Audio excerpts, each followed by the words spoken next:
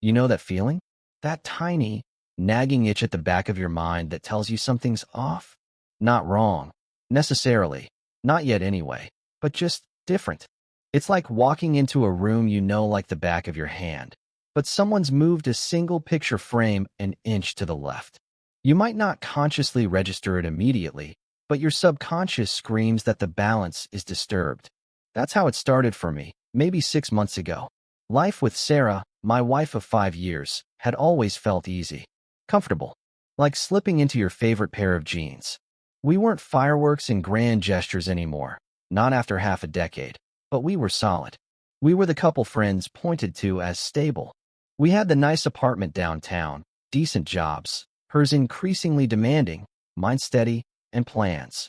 Vague plans about kids someday, a house in the suburbs eventually. The comfortable, predictable trajectory. But then came the shift. Subtle at first. Her phone, once casually left screen up on the coffee table, was suddenly always screened down or tucked away in her purse the moment she walked in the door. Late nights at the office became more frequent. Not ridiculously so, just noticeably more. It was always attributed to Mark, her boss. Mark needed this report finalized. Mark scheduled a late afternoon strategy session that ran over. Mark was pushing the team hard for the quarterly targets. Mark.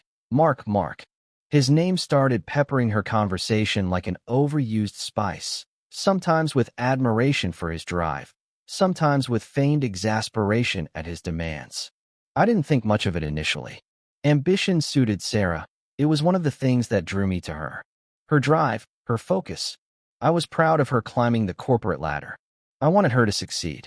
So, I played the supportive husband. Made dinner when she was late, listened to her work stress, told her Mark sounded like a typical demanding boss. I compartmentalized that little itch, telling myself it was just the pressure of her job changing the dynamics slightly. It was normal, right?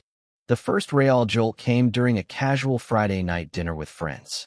Ben and Chloe, another stable couple. We were laughing about something stupid, and Chloe mentioned a demanding client she was dealing with. Sarah chimed in, "Oh, tell me about it. Mark had me redo the entire Henderson presentation 3 times this week. Apparently, my font choice wasn't assertive enough." She rolled her eyes, but then she added, almost dreamily, "But you know, he's usually right. He just sees the bigger picture." There was a weird pause. Ben raised an eyebrow slightly. I felt a flicker of something. Annoyance? Jealousy? It was the "he's usually right" delivered with that specific tone, like he held some secret wisdom she was privy to. I brushed it off, forced a laugh, changed the subject. But the itch intensified. That weekend, she was glued to her phone more than usual. Text notifications pinged constantly. When I casually asked who was blowing up her phone on a Saturday, she waved a hand dismissively. "Oh, just Mark. Last-minute panic about the Monday meeting." On a Saturday? Again, plausible, I guess. Demanding boss. High-stakes project. But the way she said it, the slight tension in her shoulders, the quick glance she shot me before turning back to her screen, it felt practiced. Rehearsed. Like she'd anticipated the question and had the answer ready. Later that evening, while she was in the shower, her phone buzzed again on the nightstand. Screen down, naturally. Habit, I told myself. Privacy. But the itch was a full-blown scratch now. Curiosity, that dangerous beast, reared its head. I'd never looked through her phone. Never felt the need. Trust was the bedrock, right? But bedrock can develop fissures. I didn't touch it. I swear I didn't. I just stared at that dark rectangle, pulsing faintly with the unheard notification. Who was Mark, really? I'd met him once, briefly, at a company holiday party 2 years ago. Tall, conventionally handsome, expensive suit, overly firm handshake. The kind of guy who commands a room without trying. Sarah had seemed different around him then, too. More formal, slightly deferential, but also energized. I put it down to boss-employee dynamics. Now, my mind was racing, connecting dots that maybe weren't even there. Was it just work? Was he mentoring her? Or was it something else? The water shut off in the bathroom. I quickly looked away from the phone, pretending to read a book I hadn't absorbed a word of. When Sarah came out, wrapped in a towel, she glanced at the phone, then at me, a little too quickly. "Everything okay?" she asked, her voice a bit too bright. "Yeah, fine," I mumbled. "Just reading." The air felt thick with unspoken things. The next few weeks were a masterclass in passive observation. I became a detective in my own home, looking for clues I desperately hoped I wouldn't find. The late nights continued. Whispered phone calls she took out on the balcony, claiming poor reception inside. The scent of a different cologne, subtle, expensive, clinging faintly to her work blazer one evening, which she explained away as having stood next to Mark in a crowded elevator. Each explanation was logical. Each one chipped away another piece of my certainty.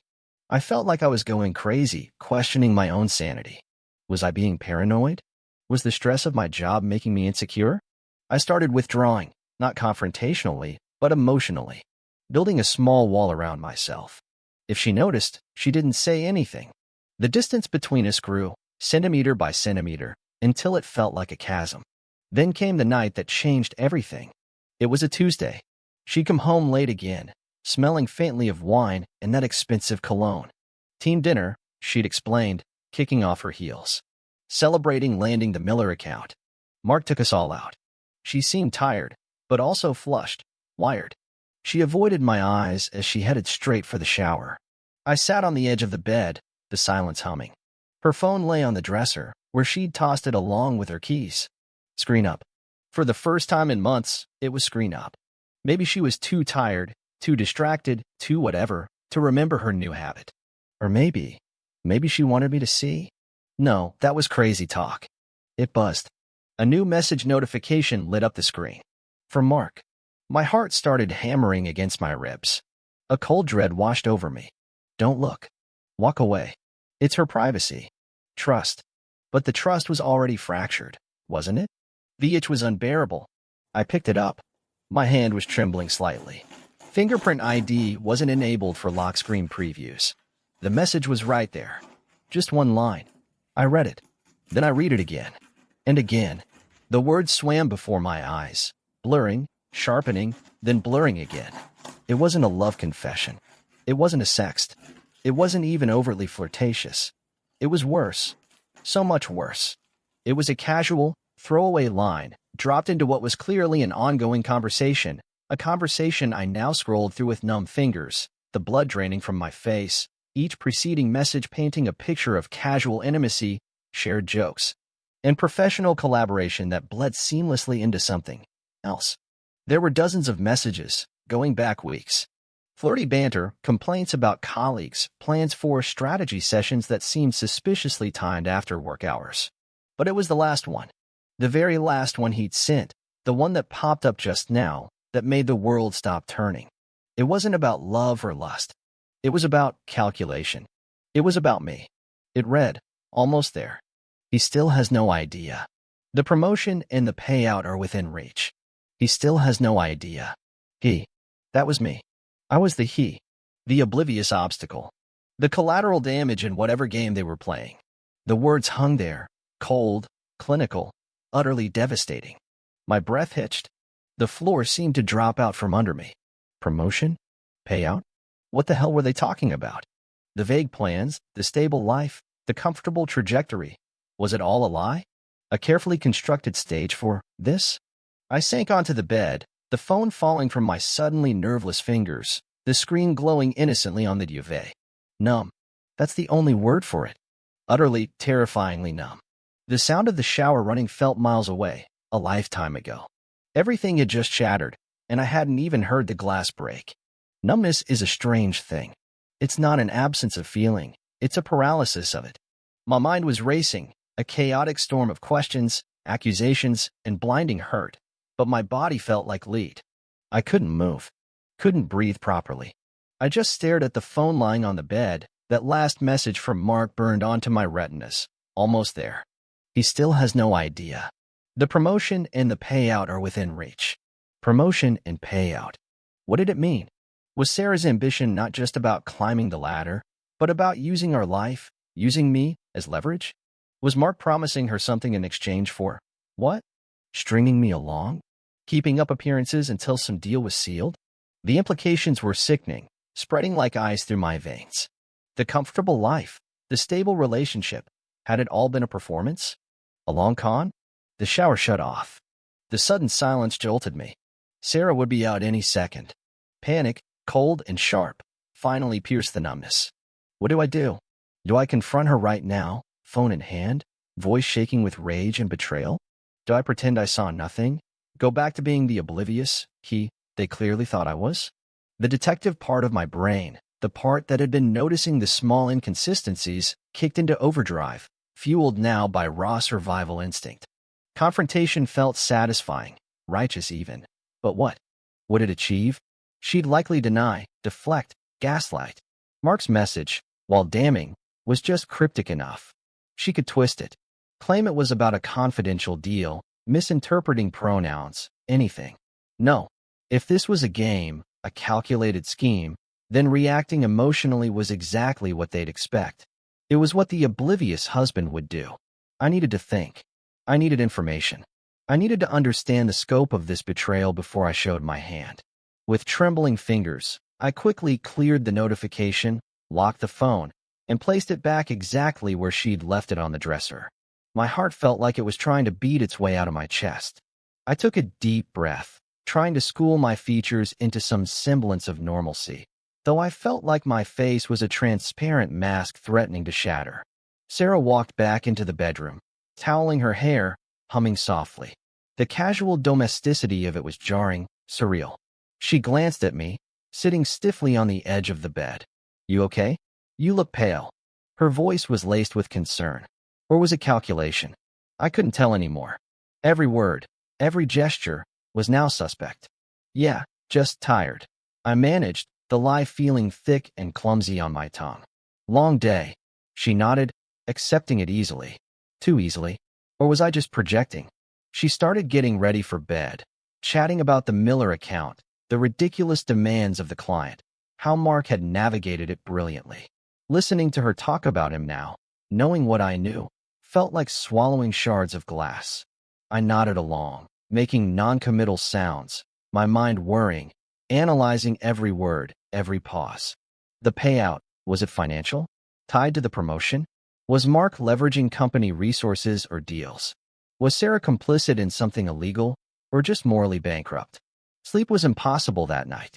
I lay beside her, feigning sleep, acutely aware of her breathing, the warmth radiating from her body that now felt alien, dangerous. Every time she shifted, I tensed. My mind kept replaying Mark's message, dissecting it, twisting it, trying to wring out every drop of meaning. Who was the real Sarah? The woman I loved, the partner I'd built a life with? Or this cold, calculating stranger conspiring with her boss behind my back? The trust wasn't just fractured, it was pulverized. Gone. The next morning, I went through the motions. Coffee, breakfast, the usual small talk. It felt like acting in a play where only I knew the script had been horrifyingly rewritten. I watched her get ready for work, watched her check her phone, screen carefully angled away from me, and saw the faint, almost imperceptible smile that touched her lips as she typed a response. Was she messaging him? Right here? In front of me? The audacity was breathtaking. I needed proof. Concrete proof. Not just a cryptic text, but something undeniable. Something that laid bare the entire scheme. The thought of digging deeper felt dirty, invasive, a violation of the privacy I used to cherish. But they had violated me, hadn't they? Violated our marriage, our shared life. All bets were off. That day at work, I was useless. Staring blankly at my screen, the itch in my mind, now a raging inferno. I started thinking logically. If there was a payout involved, there might be financial records. Shared accounts? Credit card statements? Or maybe something on her work computer? Accessing her work computer was risky, likely illegal. But our home finances, that was fair game. That evening, after Sarah claimed another late-night strategy session with Mark, I sat down at our shared laptop. My hands felt clammy as I logged into our online banking. I started meticulously going through credit card statements from the past 6 months. Dinners at expensive restaurants I hadn't attended. Hotel charges in nearby towns on weekends she supposedly spent visiting her sister. A recurring payment to a high-end jewelry store I didn't recognize. Each transaction was a small stab, confirming the lies, painting a picture of a secret life funded, perhaps, by our shared resources, or maybe by Mark himself. But the smoking gun wasn't financial, not directly. It was in the cloud storage account linked to our home laptop, an account she probably thought I never checked. Tucked away in a mislabeled folder named Old Tax Docs was a subfolder cryptically titled Project Nightingale. Inside, not tax documents, emails, drafts of emails between Sarah and Mark, saved offline, business strategies intertwined with deeply personal notes, plans for their future after she secured the VP position Mark was grooming her for, contingency plans if things went sideways. And then, the core of it, detailed notes outlining a plan to leverage a potential merger Mark was engineering. A merger that would significantly inflate the value of certain stock options. Options Mark had apparently arranged for Sarah to receive discreetly before the merger was announced. The payout. It wasn't just a bonus. It was potential insider trading, orchestrated by her boss, her lover, using her promotion as cover. And me? I was the stable, unsuspecting husband providing the perfect alibi, the picture of normalcy that kept scrutiny away from her and Mark. My role was to be the dependable, slightly boring foundation upon which they built their illicit empire. That he still has no idea wasn't just about the affair. It was about the entire criminal enterprise they were weaving around me. The pieces clicked into place with horrifying clarity. The late nights, the secrecy, the cologne, the financial discrepancies, the ambition that had curdled into ruthless greed. It wasn't just infidelity, it was a calculated, cold-blooded betrayal encompassing every facet of our life. Rage, pure and incandescent, finally burned through the numbness. But it was a cold rage, sharp and focused. The emotional, heartbroken husband was gone. In his place was someone else. Someone calculating. Someone who now understood the rules of the game they were playing. They thought I was oblivious. They thought I was collateral damage. They underestimated me. They had no idea who they were messing with. My mind started working, formulating a plan. Not just for escape, but for justice. Or maybe revenge. The line felt blurry right now. I carefully saved copies of everything in that folder onto a secure, encrypted drive. Cleared my browser history. Logged out. Left the laptop exactly as I'd found it. When Sarah finally came home close to midnight, flushed and smelling faintly of wine and Mark's cologne again, I greeted her with a calm smile that didn't reach my eyes. "Rough night?" I asked. She nodded, trying to stifle a yawn that looked utterly fake. "You have no idea," she murmured, walking past me towards the bedroom. "Oh, I think I do, Sarah. I think I finally, truly do. And you? You're about to find out just how much I know." The game wasn't over. It was just my turn to play. The days that followed were the strangest performance of my life. On the outside, I was the dutiful husband, perhaps a little quieter, a little more withdrawn, which I attributed to work stress when Sarah occasionally bothered to ask. But on the inside, I was a whirlwind of cold, calculated fury and meticulous planning. The shock had solidified into resolve. The pain had sharpened into purpose. The Project Nightingale files were my arsenal, the devastating proof of not just infidelity, but potential corporate fraud and insider trading. Sarah and Mark weren't just cheating on me.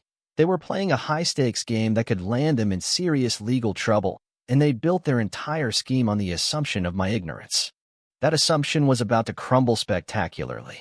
My first move was quiet, almost invisible. I consulted a lawyer.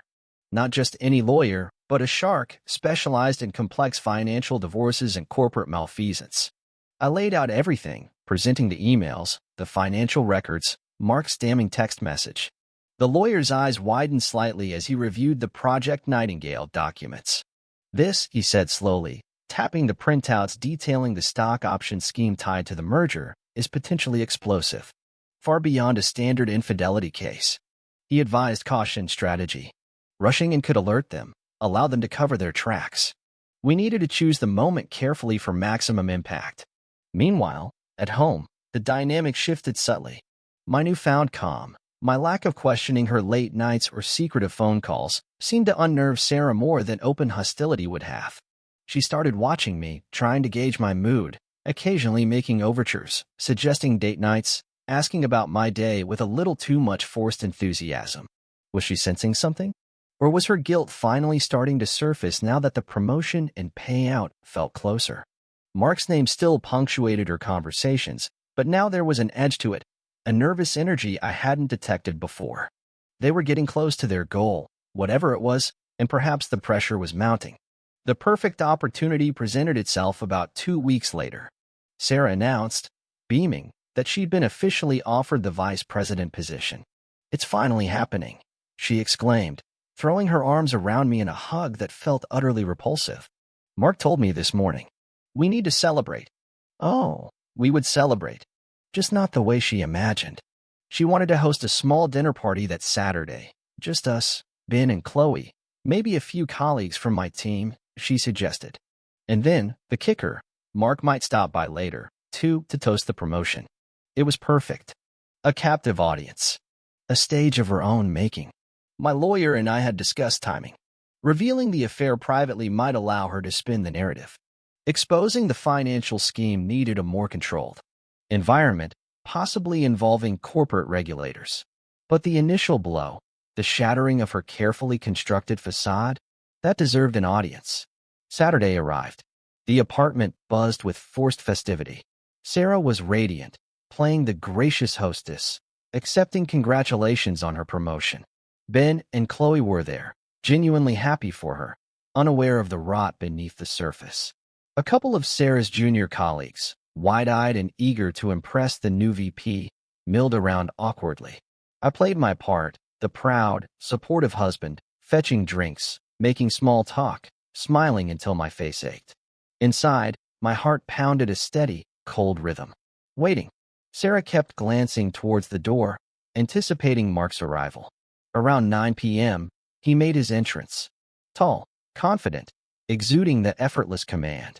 He greeted Sarah with a warmth that was just a fraction too familiar, congratulating her loudly.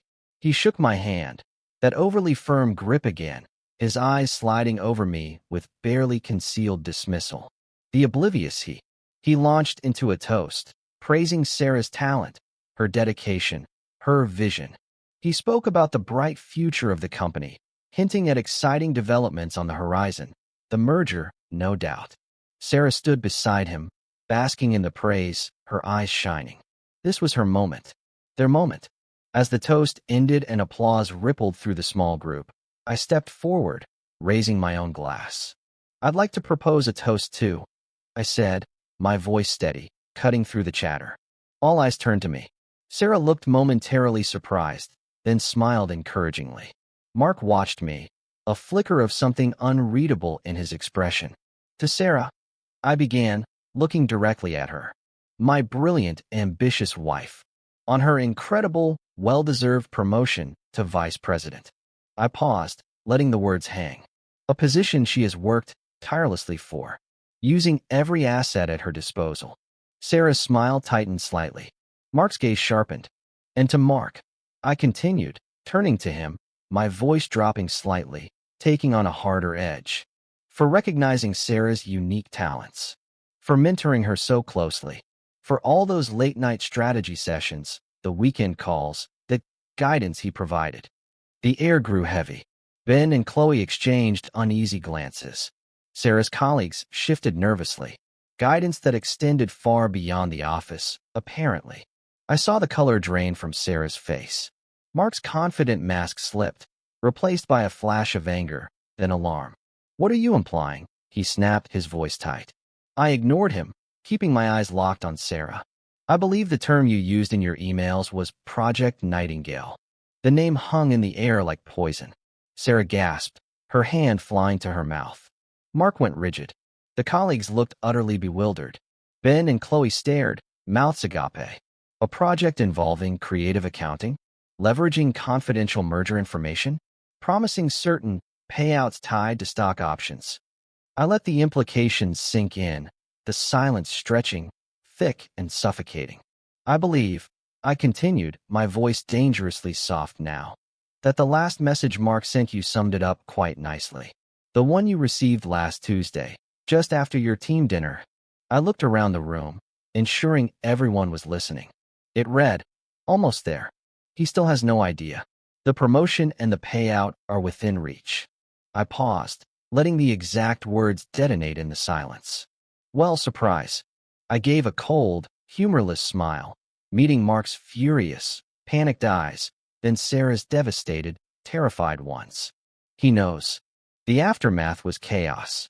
Sarah burst into tears, incoherent denials mixing with pleas. Mark tried to bluster, then threatened, then seemed to shrink, realizing the extent of his exposure. The colleagues stammered excuses and practically fled the apartment. Ben and Chloe just stared, speechless, caught between loyalty and horror. I didn't stick around for the fallout. I calmly placed my apartment key on the table. My lawyer has copies of everything related to Project Nightingale, I said, my voice devoid of emotion, addressing both Sarah and Mark. He'll be in touch regarding the divorce settlement. I suggest you both find legal representation. You'll likely need it for more than just the divorce. I looked at Sarah one last time, not with anger, not with pain, just emptiness. The woman I loved was gone, replaced by this stranger. Enjoy the promotion, I said quietly, and walked out the door, leaving the wreckage of their ambition and betrayal behind me. Walking away wasn't easy. There was pain, deep and lingering. But there was also relief. A profound sense of liberation. I had taken back control. I had refused to be the collateral damage in their greedy game. Justice, in the corporate sense, would take time. Lawyers and regulators would handle Project Nightingale. But my personal justice? That happened the moment I walked out that door, head held high, leaving them to face the consequences of their choices. They thought I was nothing, the oblivious husband easily discarded. They learned, the hard way, that sometimes the quietest people have the sharpest teeth. And sometimes, the end of one chapter, no matter how painful, is simply the necessary start of a better one. A truer one. And that brings us to the end of today's story. Thank you so much for tuning in. I truly hope to see you again for more fascinating tales ahead. If you enjoyed it, please hit that subscribe button so you don't miss out on our next adventure. See you soon.